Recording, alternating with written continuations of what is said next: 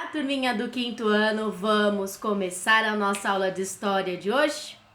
Hoje nós vamos falar sobre o desenvolvimento industrial e tecnológico que está na página 442.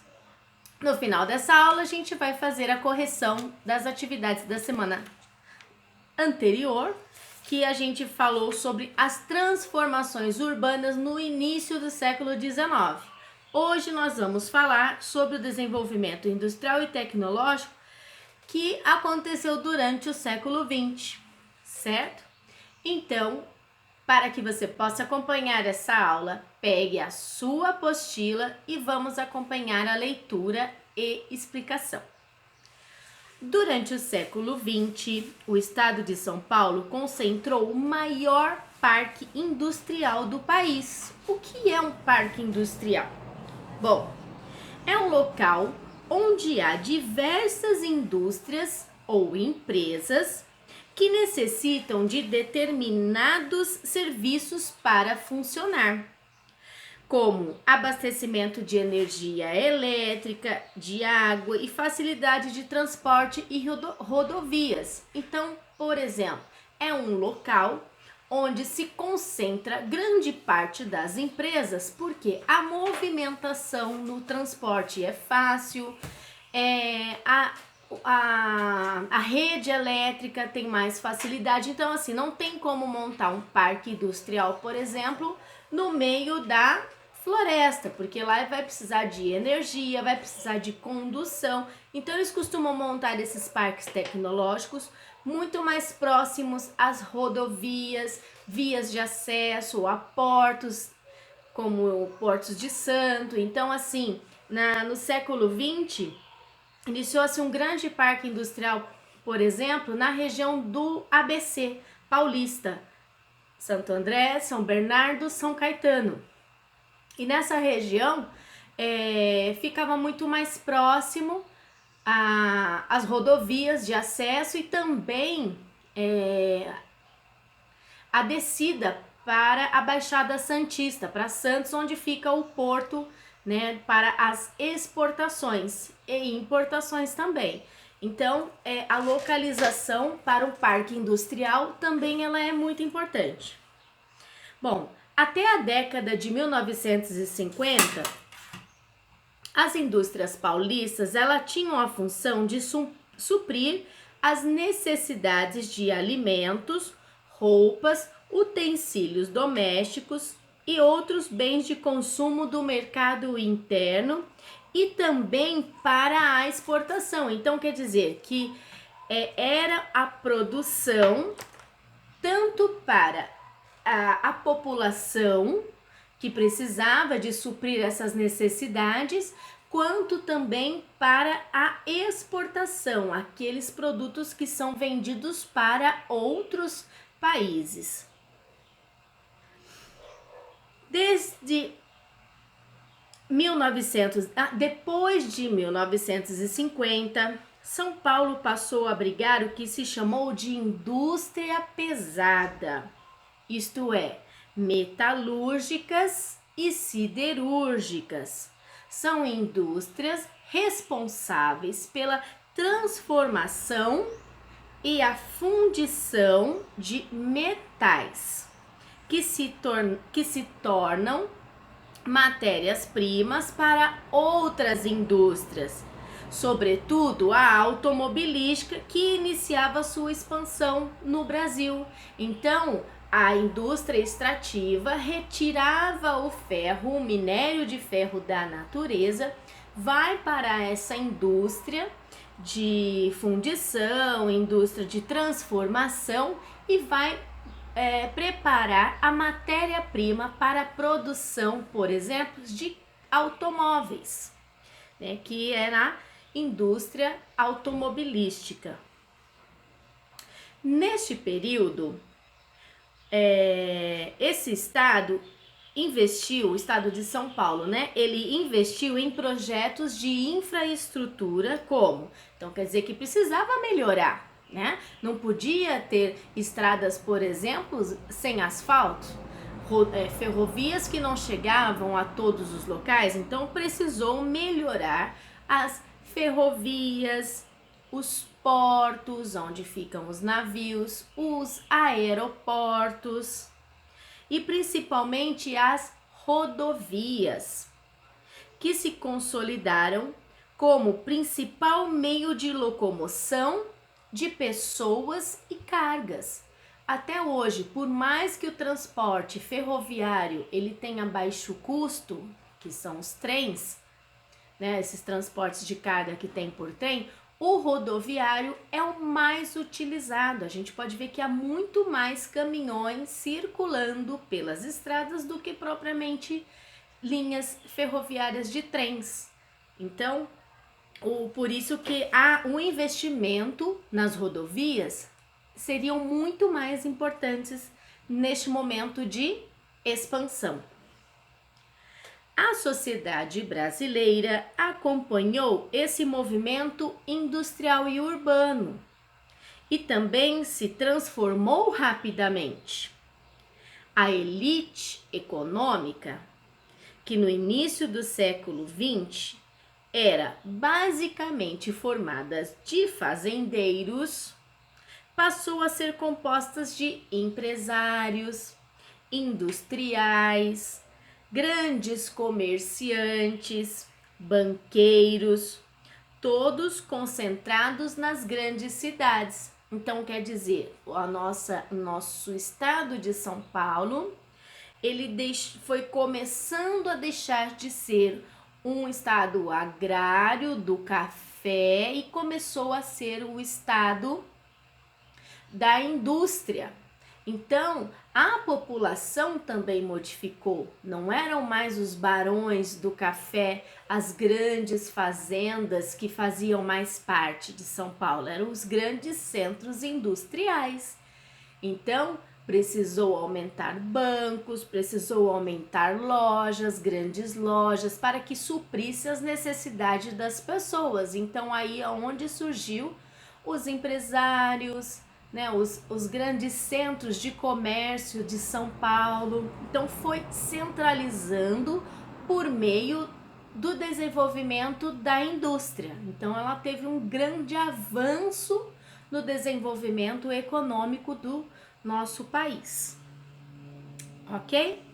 Então, nós temos aqui, em poucos anos surgiram polos industriais e algumas cidades passaram a contar com milhares de operários que moravam na maioria no mesmo bairro ou em bairros próximos onde as indústrias estavam localizadas. Até mesmo quando meu avô ele trabalhou numa empresa lá em Santo André e nós morávamos próximo à empresa. Meu pai também trabalhou na fábrica de pneus, na Firestone. Meu avô trabalhou na Cofap, na TRW e ficava próximo à nossa casa. E o nosso bairro onde nós estávamos, eu era criança, um bairro estava em desenvolvimento. E por conta das pessoas que moravam próximas aos seus locais de trabalho. E meus avós, eles vieram do Nordeste para São Paulo justamente para trabalhar na indústria aqui, lá na região do ABC.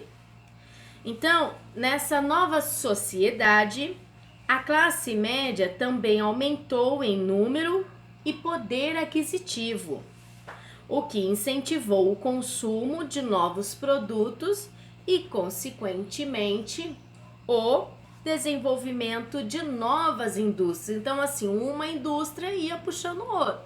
Tinha a indústria automobilística, precisou da indústria pneumática, precisou da indústria de peça, da indústria de amortecedores, indústrias de cinto de segurança. Eram as indústrias que geravam em torno de uma única indústria. Então, assim, a grande geração de emprego também nessa época foi muito grande, por conta desse avanço da indústria.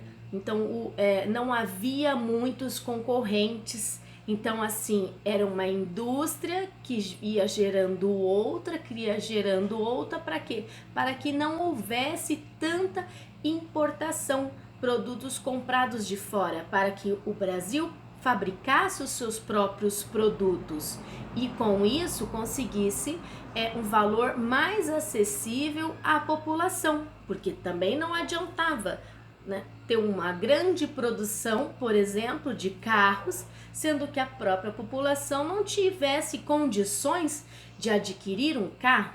Então era importante haver outras indústrias para baratear as peças, todos os componentes, por exemplo, para formar um carro, até mesmo indústrias petroquímicas nessa região. Para quê?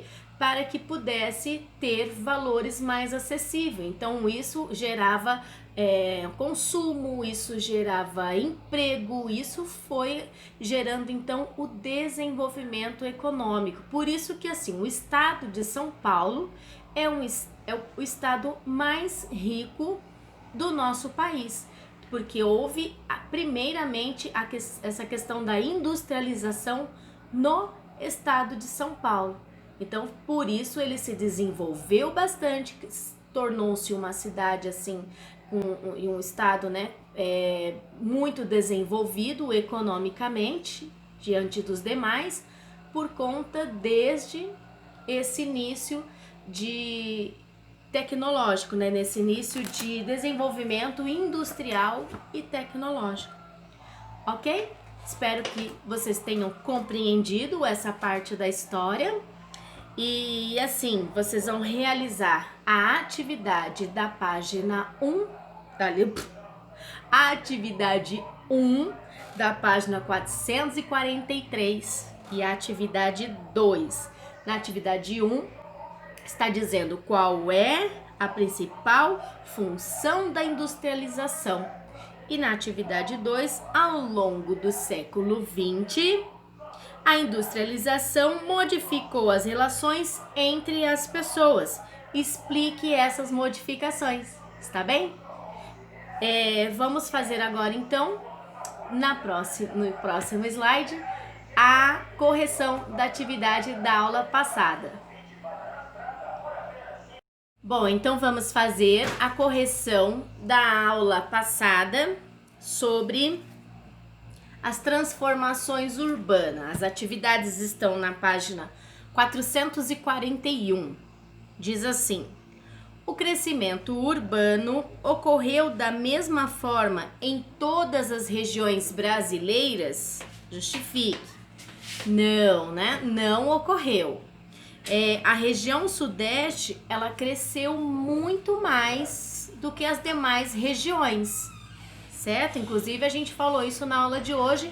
O estado de São Paulo, por exemplo, se encontra na região sudeste. Por isso que houve esse grande desenvolvimento urbano, industrial, tecnológico na região sudeste, muito mais do que nas outras regiões. E quais foram os motivos do aumento populacional nas áreas urbanas no início do século XX? Foi a industrialização, a possibilidade de profissionalização, a maior disponibilidade nas cidades de trabalho, de acesso aos serviços públicos como saúde e educação. Então, o crescimento urbano se deu por conta disso. As pessoas buscam as grandes cidades por maior conforto, comodidade, né? Acesso ao comércio, à indústria, à educação mais próxima, melhores escolas até, e serviços públicos, né, como saneamento básico, água, luz, hoje em dia internet, a gente busca, né, e hospitais, né, saúde, enfim. Na atividade número 3 está dizendo para assinalar a alternativa que explica os maiores problemas gerados pela urbanização. Então, deles, a gente falou na outra aula, então foram as habitações irregulares, enchentes, precariedade no transporte público. Então, assim, com todo o desenvolvimento também acompanha as dificuldades, os problemas que são gerados por meio da urbanização, certo? Quando não há um projeto, e muito difícil, né?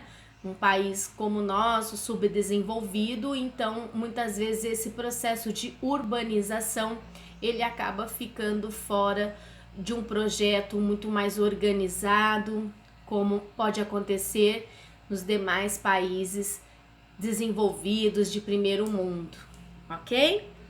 Então, ficamos por aqui hoje. Por enquanto é só, tá bem, turminha? Então, até a nossa próxima aula. Agora sim, tchau, tchau!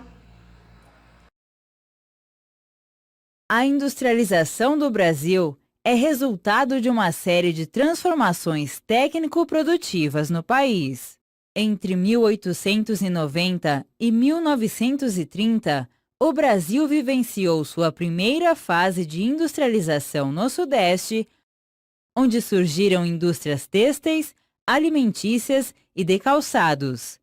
Essas atividades foram financiadas principalmente por grandes comerciantes e exportadores de café.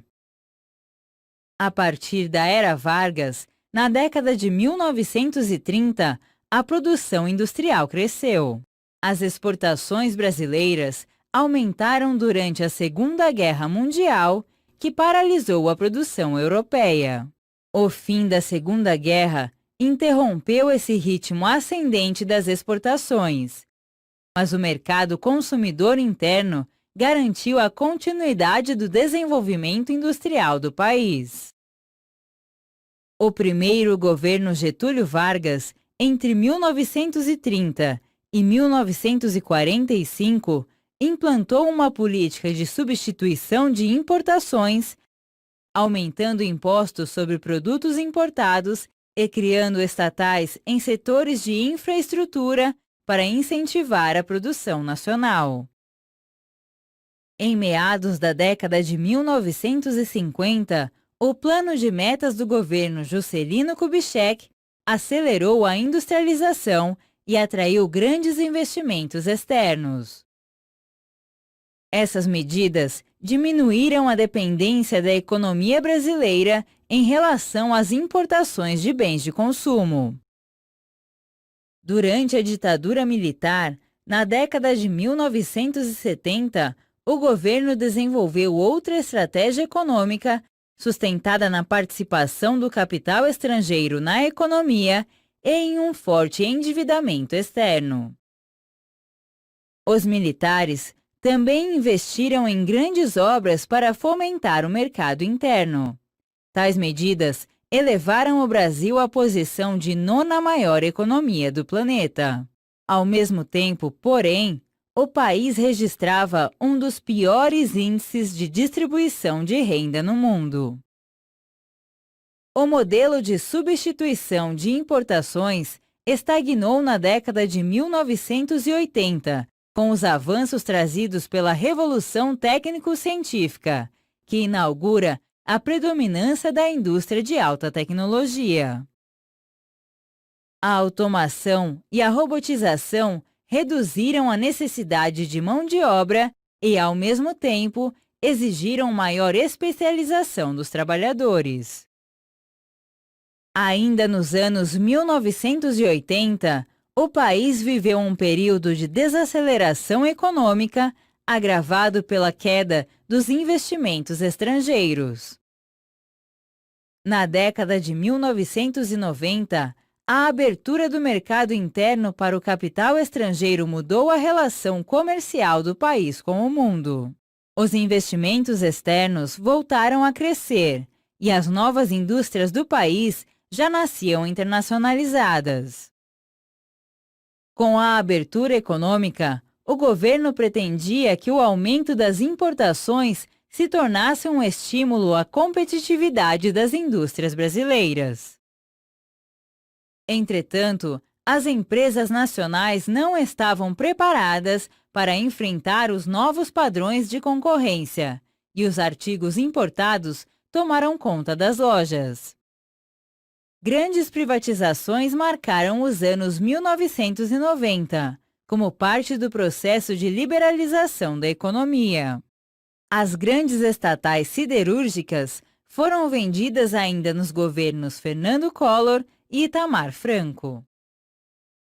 Já Fernando Henrique Cardoso, em seu primeiro mandato, privatizou empresas de infraestrutura, como as de telecomunicações, antes monopolizadas pelo Estado. A partir de então, cresceram as exportações de produtos manufaturados e semi-manufaturados, como óleos combustíveis, aviões, veículos, alumínio bruto, ferro fundido, couro e peles. Apesar desse crescimento, os produtos primários continuam tendo peso importante na balança comercial brasileira. Entre eles, destacam-se os itens minerais, como o ferro e a bauxita, e os produtos agrícolas, como a soja e o café. Entre as importações, a preponderância de bens intermediários e bens de capital, usados na produção de outros bens, como, por exemplo, máquinas e equipamentos para as indústrias eletrônica e automobilística.